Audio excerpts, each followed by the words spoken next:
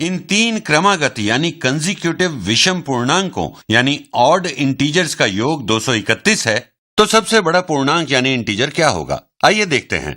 चलिए मान लेते हैं कि x सबसे छोटा पूर्णांक है, यानी इन तीनों में से x सबसे छोटा पूर्णांक होगा। ये सभी विषम पूर्णांकों यानी इंटीजर्स में छोटा नहीं है, लेकिन इन तीनों में से सबसे छोटा विषम पूर्णांक है। तो अब हमारा अगला विषम क्या होगा? मतलब एक विषम पूर्णांक का अगला विषम पूर्णांक क्या होगा? मान लीजिए x है 3, तो अगला विषम पूर्णांक होगा 5 और इसका अगला होगा 7 और इसके बाद होगा 9, यानी हर बार हम पहले में 2 जोड़ते जाते हैं।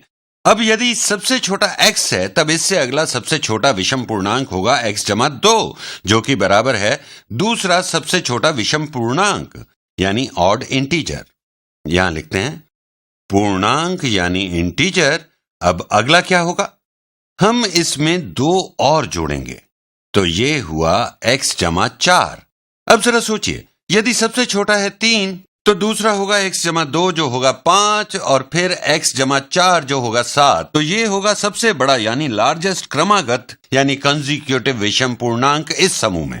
अब दिया गया है इन तीनों क्रमागत विषम पूर्णांकों का योग 231 है, तो इनमें सबसे बड़ा पूर्णांक क्या होगा? तो अगर हम लेते हैं x जमा 2, x जमा 4 और इनका योग करते हैं तो वो होना चाहिए 231। चलिए करते हैं x जमा 2 जमा x जमा 4, जो कि बराबर होना चाहिए 231 के। तो इनमें सबसे बड़ा पूर्णांक कौन सा होगा? वो होगा x जमा 4 का मान।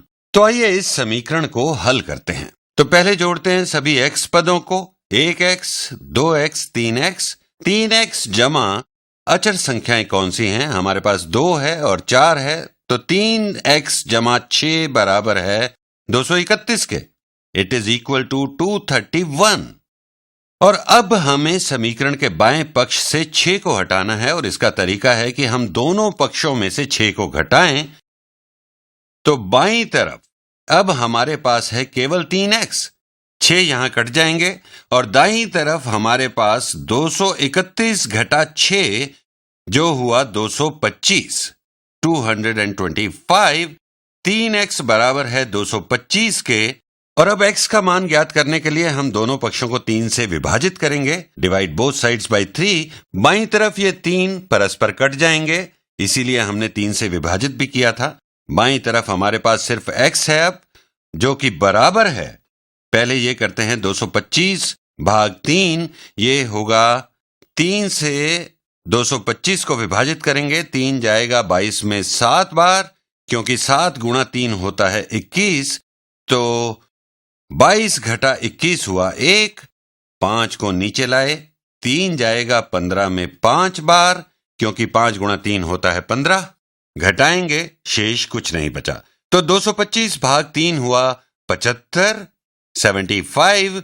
तो सबसे छोटा विषम पूर्णांक इनमें से है 75, तो ये हुआ 75। अब x जमा 2 क्या होगा? तो ये होगा इससे 2 अधिक यानी 77, 77। और अब x जमा 4 किसके बराबर होगा? यही सबसे बड़ा विषम पूर्णांक होगा। x है 75 जमा 4, ये हुआ 79, 79। अब देखिए हमारे पास ये तीनों विषम पूर्णांक हैं और ये क्रमागत यानी कंसेक्यूटिव भी हैं, मतलब विषम पूर्णांक जो एक क्रम में एक के बाद एक आते हैं। अब देखेंगे कि इनका योग 231 मिलता है या नहीं। तो 75 जमा, इन्हें यहां लिखते हैं, तो 75 जमा 77 जमा 79, हम इन तीनों को जोड़ते हैं। 5 जमा 7 हुआ 12 और 12 जमा 9 हुआ 21।